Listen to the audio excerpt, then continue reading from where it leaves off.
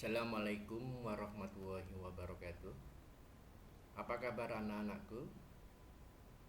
Mudah-mudahan anak-anakku keadaan sehat walafiat, tiada kurang suatu apapun, senantiasa berbakti sama kedua orang tua, khususnya kepada bapak atau ibu guru. Anak-anakku yang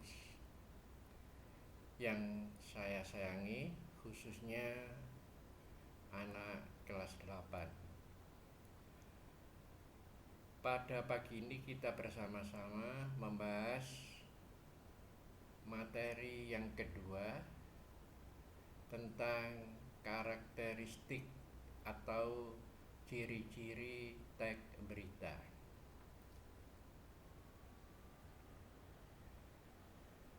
Masalah teks berita kemarin sudah saya sampaikan, tapi mengenai identifikasi. Sekarang kita berbicara masalah ciri-ciri teks berita. 1. Berisi fakta. Yang kedua, menggunakan bahasa yang baku. Dan yang ketiga, dilengkapi dengan keterangan.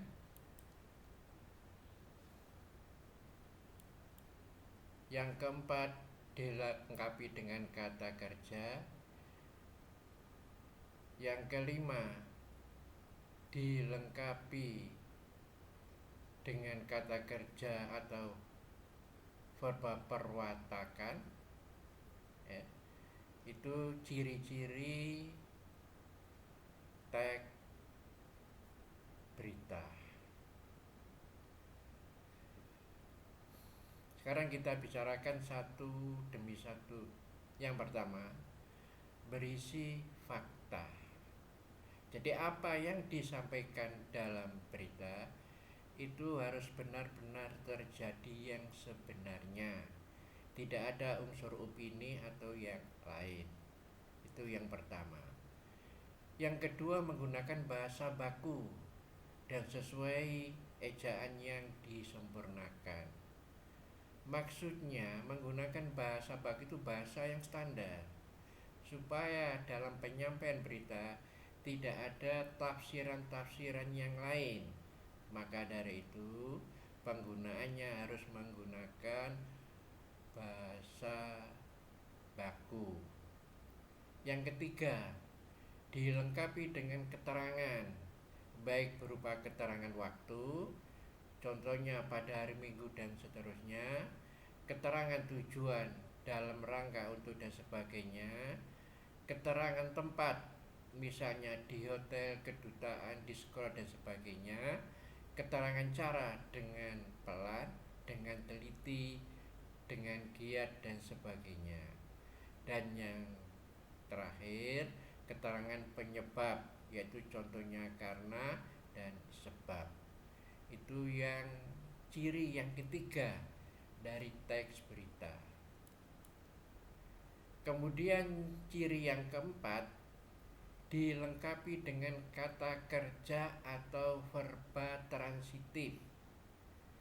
Verba transitif adalah verba yang memerlukan dua nomina sebagai subjek dan objek dalam kalimat aktif. Dalam kalimat pasif, objek itu dapat berfungsi sebagai subjek. Untuk yang nomor 4, dilengkapi dengan kata kerja transitif. Mungkin anak-anak masih ingat, kalau kalimat dilihat predikatnya, di sini ada dua, ya, ada kalimat transitif, ada kalimat intransitif. Kalimat transitif itu kalimat yang subjeknya memerlukan kalimat transitif, kalimat yang predikatnya memerlukan objek. Kalau kalimat intransitif, kalimat yang predikatnya tidak memerlukan objek. Ya. apabila kalimat transitif itu dijadikan bentuk pasif, maka semula subjeknya itu dalam kalimat aktif itu sebagai kedudukannya sebagai objek, subjeknya, maaf saya ulang, apabila kalimat transitif itu kalimat aktif, misalnya adik makan sate, adik sebagai subjek, ya, makan sebagai predikat, sate adalah objek. Itu kalimat transitif yang berbentuk aktif. Bentuk aktif itu subjeknya melakukan pekerjaan. Kalau dijadikan bentuk pasif yang kedudukannya dalam kalimat aktif itu objek, berubah menjadi subjek. Jadi asal mula adik makan sate, ya, itu aktif, ya. Kalau dijadikan bentuk pasif, sate dimakan adik, ya. Itu kalau dijadikan bentuk pasif. Kemudian ada kalimat kata kerja, ada kalimat transitif, ada kalimat intransitif. Kalau kalimat intransitif, kalimat yang tidak memerlukan objek. Jadi setelah predikat itu mungkin keterangan, mungkin bentuk yang lain. Misalnya dalam contoh, adik mandi di kamar mandi, ya. Jadi adik mandi itu adik sebagai subjek, mandi itu sebagai predikat, di kamar mandi itu sebagai keterangan, bukan objek. Lain daripada kalimat transitif, setelah predikat itu objek, ya. Itu yang keempat. Yang kelima, dilengkapi dengan kata kerja atau verba pewarta. Verba perwarta adalah verba yang digunakan untuk mengindikasikan suatu percakapan, misalnya ujaran, kata, tugas, dan tutur, ya. Itu yang kelima. Berikutnya, ya, struktur teks berita. Kalau dilihat strukturnya teks berita di sini ada 3. Yang pertama orientasi, yang kedua peristiwa bagian, yang ketiga sumber. Yang dimaksud orientasi berita, yaitu orientasi merupakan pembuka pada teks berita yang berisi pembukaan hal yang akan diberitakan, ya. Jadi maksudnya orientasi itu merupakan pembuka pada teks berita yang berisi pembukaan atau hal yang akan diberitakan, atau bisa dinamakan muqaddimah, ya, gambaran secara umum, itu disebut orientasi. Yang kedua yaitu peristiwa bagian. Yang dimaksud peristiwa bagian ini merupakan bagian inti. Bagian ini merupakan berita yang berisi fakta, dinarasikan sedemikian rupa. Jadi maksudnya peristiwa bagian yang disampaikan oleh penyampai itu harus berisi fakta, benar-benar terjadi, ya. Yang dinarasikan sedemikian rupa, yang diceritakan, ya, sebaik-baiknya, tapi semuanya berupa fakta. Yang ketiga, sumber berita, ya.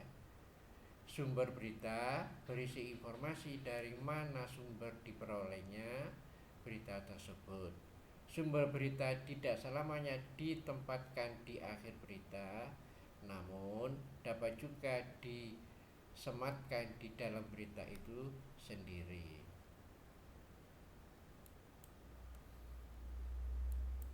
Berikutnya, ya, ini kemarin sudah hampir sama yang barusan saya sampaikan.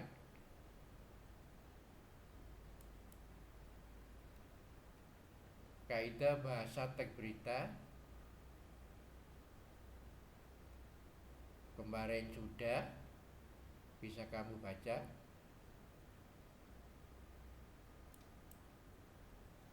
Nah, yang kedua, masih dalam kaidah bahasa dalam teks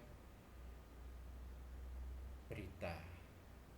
Dalam teks berita, bahasa yang digunakan biasanya merupakan pemaduan kalimat langsung dan ada kalimat tidak langsung. Kalimat langsung ditandai oleh dua tanda petik ganda dan disertai keterangan pernyataan. Penggunaan kalimat langsung terkait dengan pengutipan pernyataan-pernyataan oleh narasumber berita.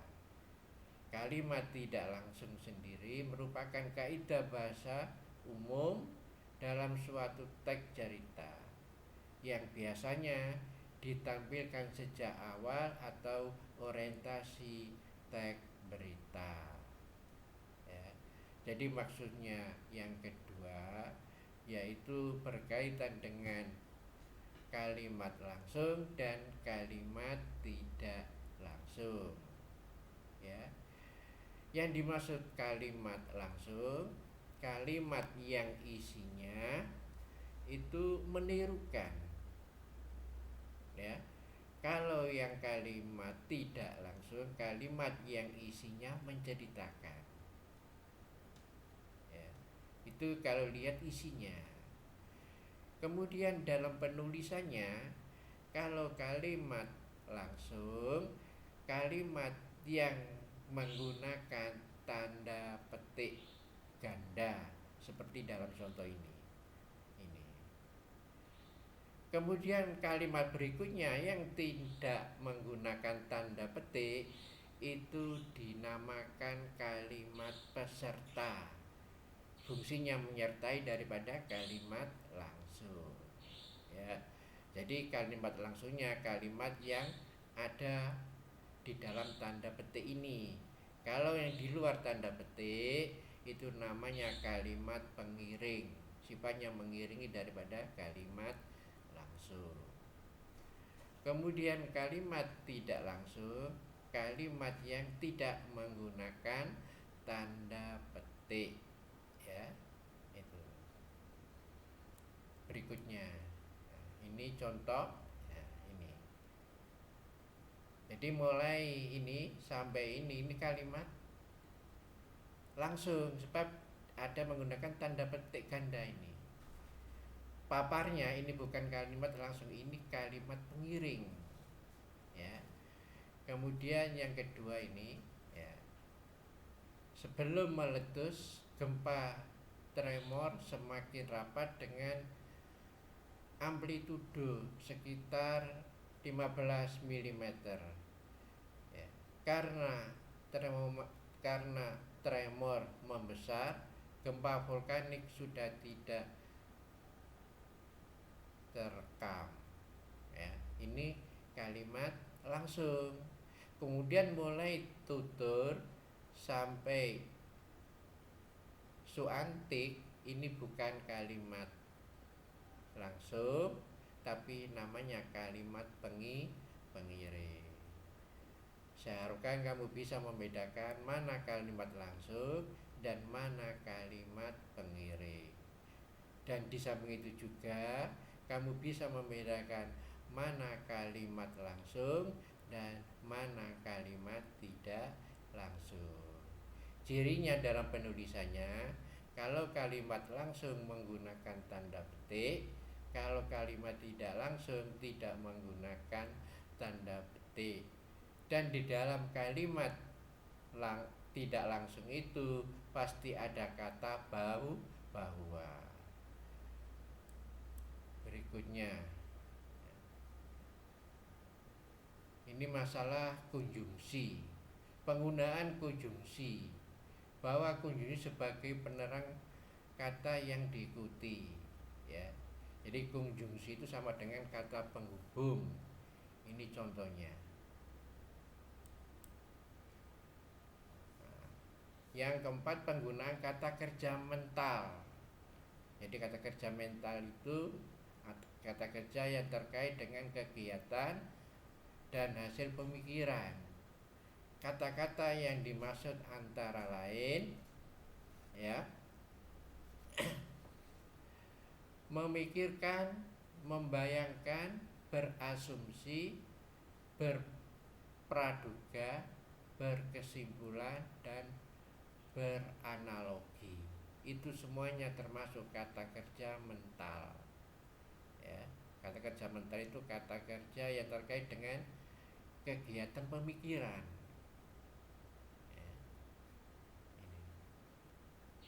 Ini bisa kamu baca, ya, mulai mereka sampai menerus. Mana kata kerja mentalnya? Yaitu mana? Membayangkan. Warga membayangkan. Ini termasuk kata kerja mental. Berikutnya,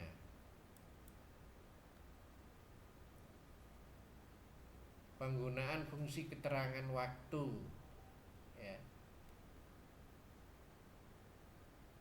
dan tempat sebagai konsekuensi dan perlunya kelengkapan suatu berita yang mencakup unsur kapan dan di mana. Kemarin sudah saya singgung. Lanjut. Penggunaan konjungsi temporal atau penjumlahan, ya, seperti kemudian, sejak, setelah, awalnya, akhirnya. Hal ini terkait dengan pola penyajian berita yang umumnya, ya, kemarin sudah, ya.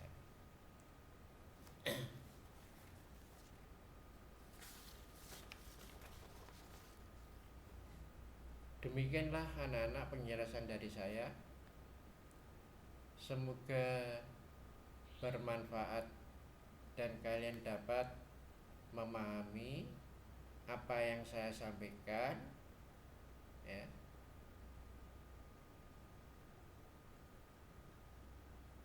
Dan jangan lupa kalian tetap belajar di mana saja, kapan saja, dengan siapa saja.